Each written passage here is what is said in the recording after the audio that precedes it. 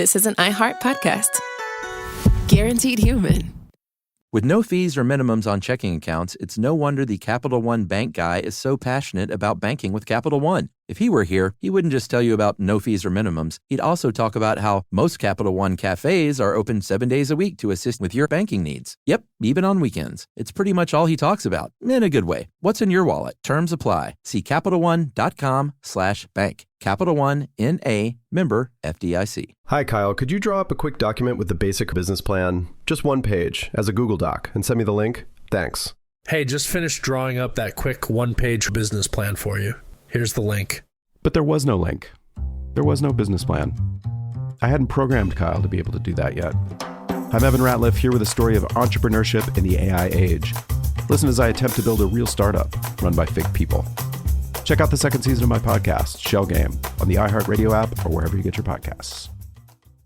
Brought to you by the reinvented 2012 Camry. It's ready. Are you? Welcome to Stuff You Should Know from HowStuffWorks.com.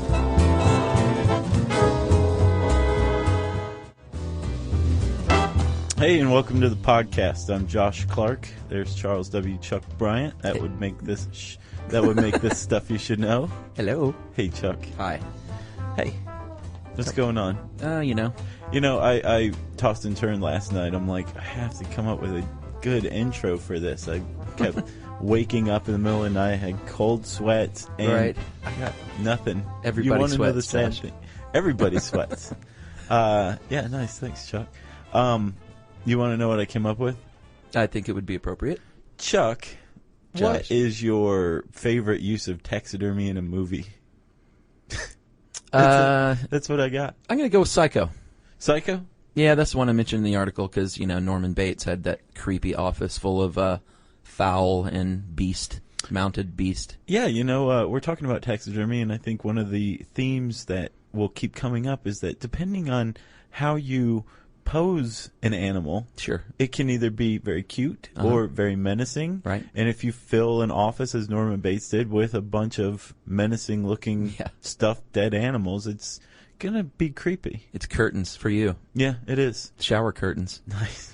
That's awful. Yeah. This is a listener request. Yeah, and it's a Chuck Bryant article. It is. So I'm just going to kick back and go, yeah, right? No. Yeah. But thank you, Scott, in Los Angeles, who was inspired by this query when he visited the Bass Pro Shop in Rancho Cucamonga, and he was a little taken aback by all the mounted animals. Yeah, and you're welcome, Bass Pro Shops, for that free plug. Yeah, we have one here, I know. Up in Gwinnett. I'm hoping they'll send us some free poles or something. So, Chuck, when you wrote this article, did you know much about taxidermy already, or was it just pretty much relegated to Psycho? Psycho. Although my dad is an enthusiast. Holy cow, I can't believe this. I do have a great intro. Okay, let's hear it. I totally forgot. All right, let's try it again then. So, I think we should keep the first one, too. Yeah, let's do both. About 3-4 months ago, Yumi and I were coming home, and she went around the front to get the mail, and I was coming in the back. Uh-huh. And as I was unlocking the back door, I heard, baby, no! And I stopped. And she thought somebody had broken in because the window was broken, front window.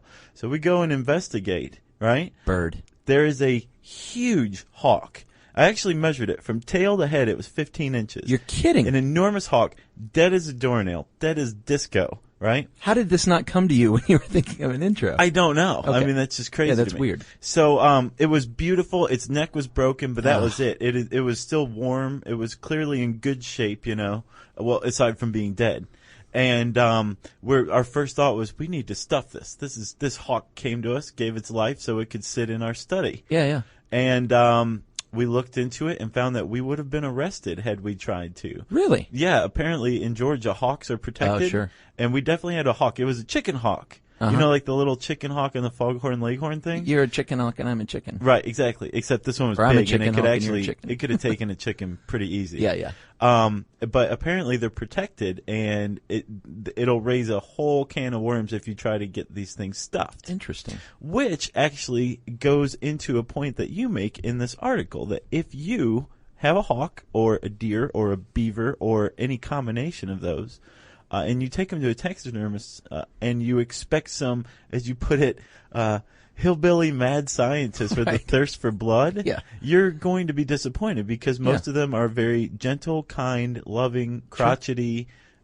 artists. Yes. Right? Yes, for sure. Let's talk about taxidermy. Where did it come from? Now, see, man, what a great intro. Thank you. Taxidermy Josh began as out of practicality in England because of the need for leather, usable leather. So tanning hides was where it all started. Yeah. I'll tan your hide. Well, I know. Did you ever get told that? No, my parents were educated. Yeah. I think my grandmother might have said that. I should have said, well, do you want to make my butt into usable leather? She would have smacked me. Yeah. She would have tanned your hide. She would have. So it was kind of born out of that. And then also once the naturalists like James Cook and Darwin started collecting odd animals, they were some of the earliest taxidermists. Right, because if you're, Darwin and you're like, look at this new species of turtle I found and killed on Galapagos It's rotten. like 6 months ago, and the Yeah. thing's just like, ugh. Sure. Yeah. It's not going to work. So, yeah, you said that they started it for leather Yeah. and to preserve specimens, right? Yeah. Which makes sense. Sure. So, so taxidermy has legitimate origins. Right. And it was a little crude back in those days. They literally like gutted and removed the organs and stuffed it with like straw. Yeah. But it didn't work too well because they didn't preserve the animal, and like the eyes and the nose and the tongue and the teeth would rot, of course. So it would be like this turtle, and people would be like, ew. Yeah, exactly. It's I don't not know what a supposed to turtle look is, like but that. I don't like it. Right. So yeah, that's how it started. Nice. And it's kind of stayed the same from, what is that, the 18th, 19th centuries? Yeah. James Cook, he was 18th century, right? God, I hope so. I hope so too, Chuck. It stayed pretty much the same. I mean, as far as what they would do to the specimen, Yeah. they would stuff it. Yeah, the process. Right. It became a little more refined as they figured out how they, got to preserve the tongue somehow, Sure. or else get rid of it altogether. Yeah, that's what I would have done. Yeah. You can, with the advent of plastics, that's what plastic was really created for. Plastics and rubber. Tongue removal? Well, to create substitute tongues for taxidermy. Interesting. Little known fact that I just made up. Is that true? Oh, okay. Got me. Feel like a sucker. Yeah, dude, it stayed the same till the 1970s, which is kind of a long time. And then they quit stuffing basically and started using molds. Right, the taxidermy revolution, as it's called. Yes, the great taxidermy revolution of the 70s. I think Hendricks wrote about that. Yeah, he did. So that's why they actually, if you don't say stuffed anymore, you say mounted. Right, because they don't stuff them. They use, what did you say, a polyurethane mold generally? Yeah, a lot of times it's a foam carved mold, which actually that brings up a good point. Taxidermists are artists. They are sculptors, they are craftsmen, they are carpenters. It's a mix of a lot of different disciplines, artistic disciplines. So, or industrial arts, you could say. Yeah, sure. Absolutely. And, Chuck, actually, it's a, I don't know if it's a dying art. I don't get the impression from the article, but it seems like the taxidermists are few and far between, especially really skilled ones. Yeah, it's not the most common, it's not like a Starbucks, let's say. Right. You don't see a taxidermy shop on every corner. And I also got the impression, although you were kind enough to not say this explicitly, that taxidermy exists in sort of a graduated level. So you've got, you're the guy who started out as a hobbyist, maybe, who's starting to make money on the side, doing taxidermy for local hunters or fishermen. Right. And then you go all the way up to the people who are just at the peak of their craft, and they're working for like natural history museums and the Audubon Society and all that, right? Yeah, exactly. And that's a good point too, because a lot of taxidermists are big time animal lovers, and some of them don't even work with hunted animals. Mm-hmm. So they'll do like roadkill, or like you said, work for like Fernbank Science Center, right? Because they need their red fox, not the comedian. That'd be kind of cool though. He's stuffed too. Is he? What museum is he in?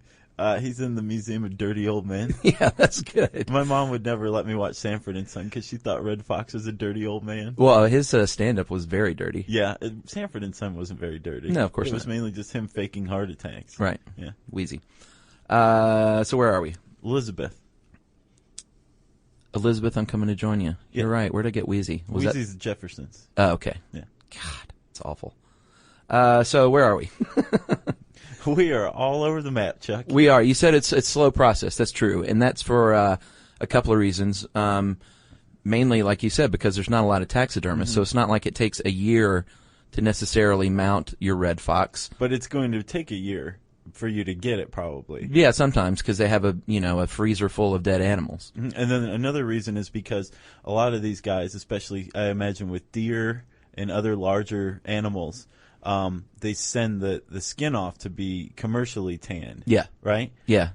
Just because it takes up a lot of space, and I imagine that in and of itself is a whole other art and science. Oh, yeah, definitely. Right? Yeah, we won't get into tanning a whole lot because I don't know a whole lot about it, to be honest. I don't either. We could do that for a podcast. We could. That's coming up. Taxidermy Part 2, tanning. We should talk about cost a little bit before we get into the nuts and bolts of the process. Yeah. If you want a bearskin rug, let's say, if you've shot a bear and you're a bad person and shot a bear, you can have a bearskin rug for about $1,000. Which is not bad. No. Have you ever laid naked on bearskin? It's worth $1,000. My dad has a bearskin rug. So I imagine you have laid naked on bearskin then. No, I haven't. Actually, I tried to walk around it as much as possible. If you want that bear standing up, and I would guess in a pose like, right. Like that I'm kind of going thing. to butcher you. Sure. That'd be about $2,000.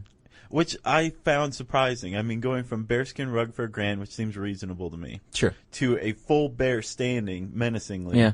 for just an extra $1,000, I think that's worth saving up for, don't you? Yeah, it takes up a lot more room, though. Well, not necessarily. I mean, if you have high ceilings, you're set. That's true. And an empty corner. Yeah. Then these are ballpark figures, so if you're a taxidermist or an enthusiast and you say, no, actually that would cost this, we did our best here with the numbers. Chuck did his best here with the numbers, and bravo, Chuck. The thing that surprised me, everything else sounded pretty standard. Like a mounted deer from shoulders to antlers is about $500 to $650. Sure. $500 to $650. Yeah. The thing that surprised me was that a fish costs about $18 an inch. Yeah. They sounded like in this article the hardest thing to mount. Yeah, it is, but it's also small. Okay. So I don't think it takes quite as much time, even though it is artistically harder, I think. It more sounds difficult. like it, yeah. Let's get into this. Why, Chuck, are fish so hard to mount? Well, one reason, my friend, is that a fish loses its color as it dries out. Yeah. So the whole thing, it's not like, when they wrap a deer skin around the mold, that's pretty much it. But you have to literally paint the fish, all those little scales. Scale by scale, right? That's a lot of scales. Yeah, that's a lot of scales. That's a lot of time and work for $18 an inch. Yeah, I would think so. Yeah, I would think they'd cost like standing bear type prices, Right. And there's different processes depending on the kind of fish, right? Yes. Warm water fish like bass is going to be largely what you bring in. As far as the reality of it goes, right? Right. Like the bass you bring in and then the bass you get mounted are going to be pretty much the same thing. Yeah. But with a saltwater fish, these things are basically the taxidermist takes a photo of the fish you brought in, Yeah. and then completely remakes it out of synthetic materials. So Yeah. the fish you brought in is no longer with us. Yeah, like if you see, the marlin in TGI Fridays on the wall, that's almost 100% chance that that's not a real marlin at all. Right, and the cool thing about this is since it's all the same anyway, like you're not actually going to get the fish you catch, you're going to basically get a life-size replica of it. Right. This is really popular among catch-and-release sport fishermen. Yeah. Right? Or guys who want to eat their fish. Sure. I didn't mention that, but And why wouldn't you? sense. Sure. Why wouldn't you eat a marlin that you caught with your bare hand through noodling, Right. Oh, man. Could you imagine? So should we talk a little bit about the fish process? Yeah. What you do if you've got the skin mount is what it's called, which is what you do with a bass. You remove the inside of the fish, all the meat and bones that you can, and except for the head, you can not get certain meat out of the head and tail area. You don't want to eat head meat. Head meat. Yeah. And what you do then is you inject like borax and salt preservatives into the meat that you can't get out to keep it from spoiling. Right. And again, with the I think cold water fish, the cold water fish, the skin will actually be the same that you brought in, right? But they can't stuff it. It's not possible for them to stuff it like they could a warm water fish, like with maybe hard packed sawdust. Yeah. With cold water fish, Like salmon. Sure. It's so thin that you'll be able to see the sawdust and Right. be like, why does your salmon have sawdust in it? Right. And I would say, well, because it's mounted, jerk. Nice. My impression is too with the sawdust. I might be wrong here, but is that you might use sawdust if it's just the straight fish on a plaque. But Right. if you want to show your bass with the curved tail leaping from the water in mid-fight, then that's when you're going to have to make the polyurethane mold Gotcha. and carved into whatever shape that you want. And those molds in and of themselves are a work of art, especially with deer, Oh yeah, right? sure. So like if you actually pulled the skin off of a stuffed deer, you're going to find intricately carved muscles, Yeah, bone mass. yeah, veins. Yeah. That's pretty serious stuff, right? Yeah, that's like big time sculpting. Yeah. And so did you like that transition to deer? I did. Are we done with fish? We're done with fish, I think. Well, we should just say you also have to salt the fish skin on the inside, because if it dries out too quick, it'll shrink, which you don't want. And you, like we said earlier, you need to paint the fish at the end, pop out the eyeballs because they will rot, and insert your little glass eyeballs that you stick in with a little pin on the back. Well, that's the real common theme of this podcast. Is the last step is taking out the eyeballs and putting in fake ones, right? In just about every single one of these. Pretty much. Yeah. Same with deer. Yeah, That was a much worse transition. So we're at the deer, and I should say too, this is a broad overview. They write like volumes of books on how to do deer taxidermy, so we're not going to like sum that up in 4.5 minutes. Right. The one thing that you're going to find in every taxidermy book on stuffing deer is the first thing you have to do is skin it. Yes. You want to skin that deer. And Yes. what you have after you skin the deer is a cape. That's what it's called, right? Yeah. Euphemistically. Sure. Like, look at my deer cape. Right. I wonder how many taxidermists have that joke. I bet a lot of them do. Yes, Josh, and the goal here when you're skinning the deer, if you're a taxidermist, you want to make as few cuts as possible that still allow you to get the organs and the carcass and everything out.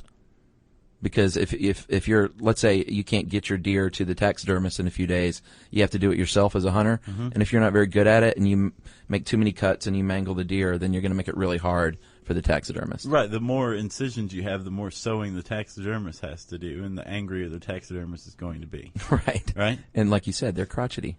So salt comes into play here, too. I guess they use salt to preserve just about everything, right? And like you said, it's not table salt. It's like borax. Yeah.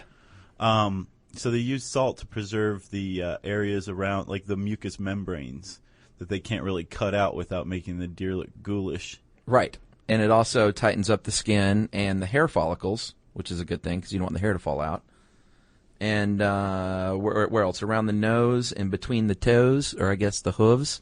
Yeah, I saw that you said toes, and I was like, did deer have toes? I did say toes, didn't I? You did. I think that should probably be changed. I don't know. I think that should be like a little Easter egg that only Stuff You Should Know Right. viewers know about. Cute little deer toes. Yeah.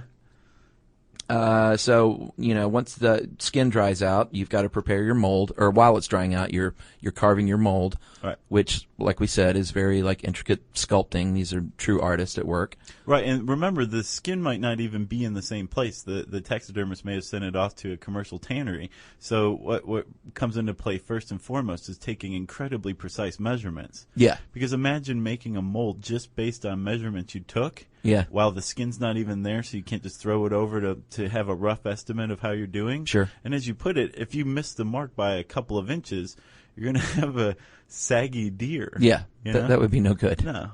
So, yeah, you're right. Accurate measuring is really the first step. Then they remove the skull And discard it. and discard it because you don't need the skull anymore. You remove the antlers, but you hang on to the antlers, obviously, because you need to screw those back on to your foam head, which sounds really gross. It does. Yeah, I mean, if you really look too deeply into this, it's kind of ghastly. Yeah, it is. Yeah? I wouldn't want to see it, in practice. No. But it's fun to talk about. So at that point, Josh, let's say you've got your skin back, you've got your mold done, and you kind of slip it on over the mold as if you would be putting on a sweatshirt. Make sure it's all nice and tight. Sew it up. Skin sweatshirt. It's like Buffalo Bill. Yeah, exactly. Are you size 14? And you pop in the eyes, the glass eyes, which, as we say, is usually the last thing you do. Then you, once it's all sewn up and everything, you mount it on a plaque, like you said, from about the shoulder, and give it back to your customer, and Bing, bang, boom. bing, bang, boom. Get your, what, $650? Yeah. Not bad. And go back to work on another one. It's never ending. Like a bird, let's say. Yeah. Nice. Should we talk about fowl? Yeah, fowl is the last broad category of things that are generally stuffed. Sorry, mounted. Don't look at me like that. All right, I'll go to my dad's house. You'd be surprised of What does could he be. have? He's got raccoons and the bear thing, hawk in flight. I think he's got. He has a hawk. How does he have a hawk? Shh.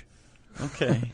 Yeah, he has a hawk in flight, or maybe it's a falcon. See, I couldn't find any underground taxidermists. Yeah, he's got a guy. You can't find those in the phone book. You know? He's got a bobcat. Nice. Of course, the bobcat is, They are so cute. teeth bared. This one's not. Does your dad hunt? No.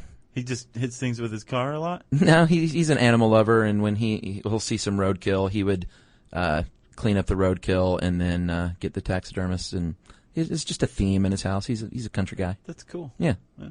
Or is it? Well, as long as he's not killing them. No, of course not. And, he's not. Yeah, I see. There's nothing wrong with that. No, like we said, you go to a natural history museum and you're not going to say, these people are awful for Butchers. mounting this fox. Some people would. You forget. We exist pretty close to the center Yeah, that's true. on a lot of stuff. All right, so we're at fowl, Josh. The first thing you do with fowl, like with the rest, is skin it. Take out all the meat and bones, but you leave the feet and talons because you don't want to recreate those. Right. And then I actually saw a video, and this is literally what they do. They wash in just like a tub with dishwater. They wash the feathers and the skin. Yeah. Because it's greasy, and they don't want that. No. Although if it's a duck, you better be keeping that fat. Sure. If for cooking purposes. Oh, yeah, man. There's nothing better than duck fat. That's true. You dry it with a hair dryer, which will fluff up the feathers again, and then you salt the remaining moisture, like with everything else, because the salt will dry it out real good. You turn it inside out. Right. You stuff the head with a non-shrinking clay, and so you've got a little hard-headed bird now with a clay head. Then you make your neck and body again with the urethane foam. You stretch it over. You put wires under the wings.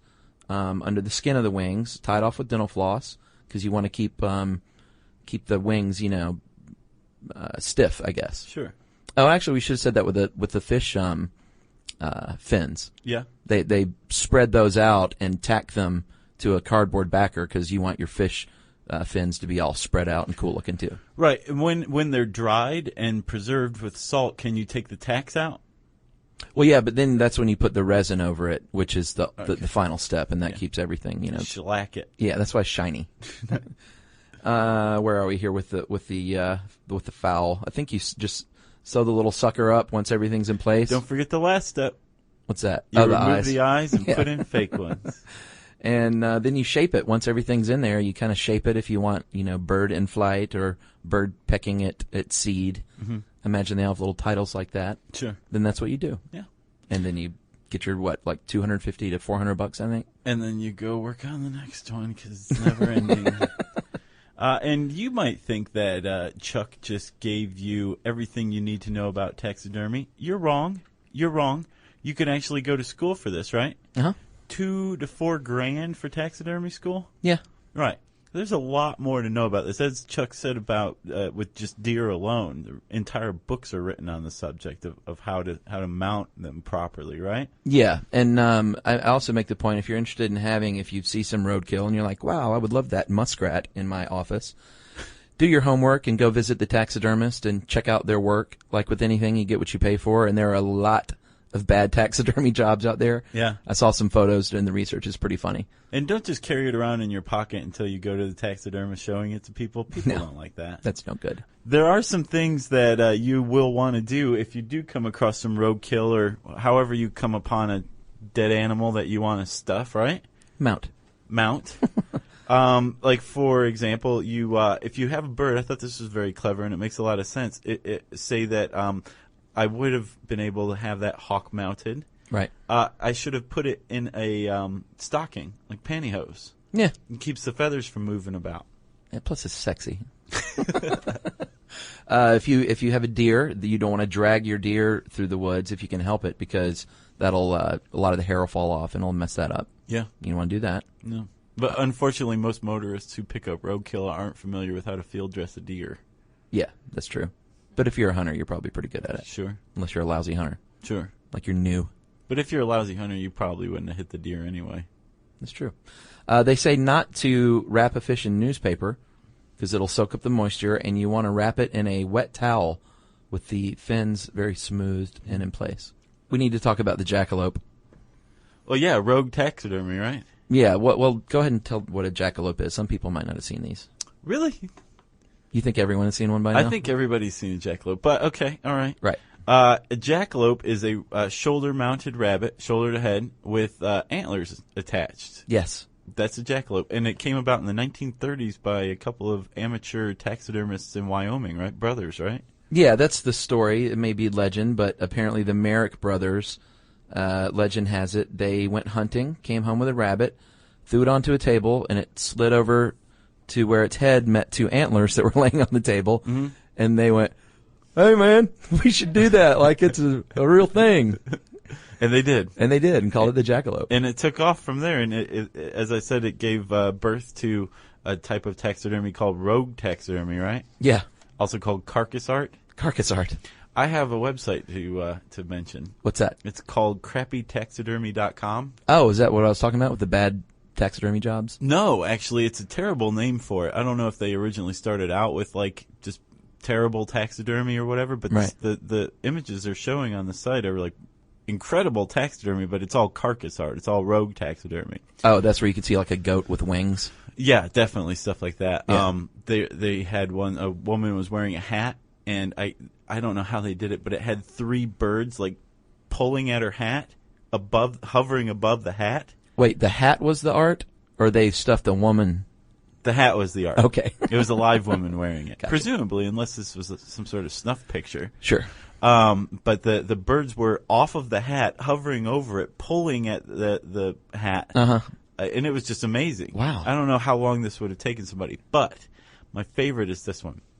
It is a bull calf standing on top of a puma, standing on top of a falcon. Really? For some reason, that reminds me of a turducken. I don't know why. Yeah. Interesting. With the turducken, though, you take it and just smush it all together. Why didn't you send me a picture of this? I don't know. We should have one in this office right now, framed. I agree. So is that it? Is that taxidermy? Seems like it. That's the broad scope. There's a lot more details in that. And we'd like to hear from taxidermists, if you're out there. Nice article, by the way, Chuck. Good Oh, going. one more tip. What? Don't bug your taxidermist. Oh, this is where the crotchety part comes in. Yeah, they're notorious for, like, if you call and say, is my bobcat ready, sir? They will not be, they don't take kindly to that, apparently. No, they don't. Because they're stuffing things all day. Word to the wise, Chuck Bryant. Nicely done. Would you want to pick up a phone if you're, like, inserting an eyeball from some yokel that's like, and do you have my red fox ready, sir? What is it with you and red foxes? I don't know. Weird. I guess because my dad has one. Well, if you want to learn more about taxidermy, right, and you want to see some pretty cool photos with hilarious captions underneath, you can type taxidermy in the handy search bar at howstuffworks.com, which means that it is time for listener mail. Yes, indeed, Josh. I'm going to call this Sorority Thief. All right. And I did get permission to read this because I was not sure if they wanted this out there. Josh and Chuck, I have recently become a huge fan of the podcast, or huge if you're from New York. I have a story about kleptomania. I'm currently an executive member for a sorority at my university. Recently, girls have been getting their things stolen in their rooms in the sorority house. A few $1,000s was stolen from the philanthropy account. That's just awful. Designer dress was stolen out of a girl's closet. Not as bad. And a girl's eye touch was stolen. 20 capsules of a girl's ADD prescription meds. And the list goes on. Anyways, the other day a girl left a note on another girl's door calling her a klepto. I can just see the sorority drama unfolding. And some questionable names causing a rather large uproar in the house. We had an emergency executive meeting, and everyone kept on labeling this thief as a klepto. I finally sat everyone down and made them listen to a portion of your podcast in order for them to quit using this term in the wrong context and implement some comic relief in the midst of this feminine chaos. Could you imagine? Yeah. We ended up listening to the whole podcast, and afterwards we were able to lessen some of the drama. Although the identity of the culprit has not yet been revealed, we have started implementing your podcast to bring us together. This may be a little weird, but y'all have helped us come back together and stop being so catty. Welcome to living in a house of 80 girls. That is so sweet. Yeah. Anyways, you guys teach us new things all the time. You make us laugh. You make us think. Thank you for all you share. And y'all are awesome. Make more than just 2 a week. From Julia V. Thank you, Julia. Thanks to your sorority. Which one? Can we say? No, she didn't actually say, or the university. And I did tell her to keep in touch, though, because I wanted to know who this thieving sorority member was. God, so many I things. know. If you have a standard plain email that you'd like to send us, you can shoot it to stuffpodcast@howstuffworks.com. For more on this and thousands of other topics, visit howstuffworks.com. Want more How Stuff Works? Check out our blogs on the howstuffworks.com homepage. Brought to you by the reinvented 2012 Camry. It's ready. Are you? At CVS, it matters that we're not just in your community, but that we're part of it. It matters that we're here for you when you need us, day or night. And we want everyone to feel welcomed and rewarded. It matters that CVS is here to fill your prescriptions and here to fill your craving for a tasty and, healthy snack. At CVS, we're proud to serve your community because we believe where you get your medicine matters. So visit us at cvs.com or just come by our store. We can't wait to meet you. Store hours vary by location. Hi, Kyle. Could you draw up a quick document with the basic business plan, just one page, as a Google Doc, and send me the link? Thanks. Hey, just finished drawing up that quick one-page business plan for you. Here's the link. But there was no link. There was no business plan. I hadn't programmed Kyle to be able to do that yet. I'm Evan Ratliff, here with a story of entrepreneurship in the AI age. Listen as I attempt to build a real startup run by fake people.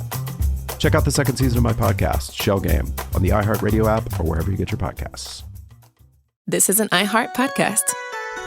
Guaranteed human.